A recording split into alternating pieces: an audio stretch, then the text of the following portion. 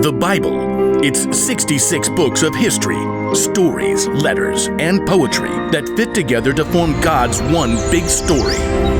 The epic adventure of how He created us and loves us so much that He made a way to rescue us. As we travel through the Bible, from Genesis to Revelation, we discover people who met God and found their lives changed forever.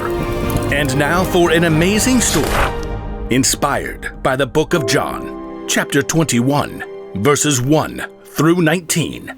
Peter hauled in the knotted net yet again as the first light of dawn gleamed in the eastern sky. Empty. Not a single fish all night. Thomas shook his head. I doubt we'll catch a thing before it's time to take the boat in.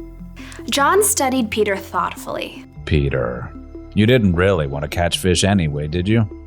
You just wanted to get out in the boat and do something normal. Peter shrugged, but he knew John was right. Over the past few weeks and months, everything in his life had turned upside down. First, Peter had shown the courage to speak the truth about his friend Jesus. You are the Christ. You are the Son of the living God. Many people wanted to make Jesus king, even though the religious leaders hated him. The day before Jesus was killed, Peter had promised Jesus that he would follow him anywhere, and even give up his life for Jesus. But that very evening, Jesus was arrested. Peter was so scared he told 3 different people he wasn't Jesus' friend. I don't know that man. Peter felt sick about what he'd done, especially when Jesus was nailed to the cross and died. But then he returned to life. He appeared to his friends. It was amazing, incredible. Everyone was excited beyond belief. Except Peter must have wondered. Is Jesus mad at me? Am I still his friend? Does he still love me? Now Peter found himself in the boat, trying to figure it all out. His fingers tightened on the wet rope as he prepared to cast the net one more time. As he glanced over on the shoreline, he saw a figure standing there.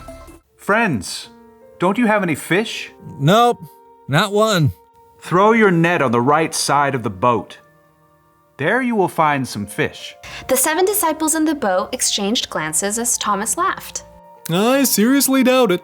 You guys have anything better to do? Let's give it a try. Together, the men heaved the heavy wet net back into the sea on the other side. Hey, I think we've got something. Bring it on in.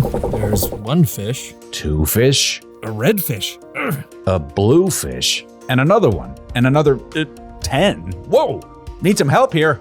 The net was so full of fish, they couldn't haul it into the boat. They began towing it to shore. John gaped at the man still standing on the beach. It's the Lord.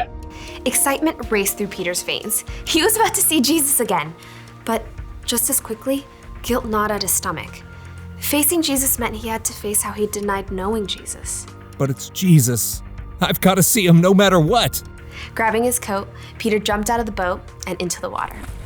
He half ran and half waded to the beach when he discovered that Jesus started a small bonfire.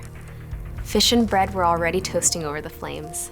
He's God's son and he's making breakfast for us. Jesus smiled at Peter. Bring some of the fish you have just caught. Yes, Lord. Peter ran back to the lapping water to help his friends haul their fish to shore. 153. You counted? Don't doubt it. Jesus gestured to the disciples to join him around the fire. Come and have breakfast. As the disciples gathered, Jesus offered them bread to eat. John whispered to Peter. This is what he did when we last ate together at the Passover meal. When breakfast finished, the disciples rose to take care of their fish. Peter found himself walking beside Jesus. There were so many things he wanted to say, but he couldn't find the words. Simon Peter, do you really love me more than these others do? Peter swallowed hard. Surely Jesus knew what he felt. Yes, Lord, you know that I love you. Feed my lambs. Peter remembered how Jesus would compare people to sheep in his stories. Peter, do you really love me? Lord, you know that I love you. Take care of my sheep. Sheep? People. Peter waited in his mind. Jesus must be telling Peter to take care of the people who had followed him. Peter, do you love me? Lord, you know all things. You know that I love you. Feed my sheep. Just as Peter denied knowing Jesus 3 times, he now confirmed 3 times that he loved Jesus. What's more, Jesus wanted Peter to go out and share that love with others. He's forgiven me, even after what I did. Peter, things are going to get even more difficult for you. You are going to be led places you do not want to go.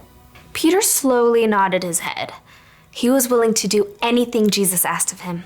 Follow me. Yes, Lord, I will. Because Jesus had forgiven him, Peter was now free to share the love of God with those around him, without carrying around a heavy load of guilt.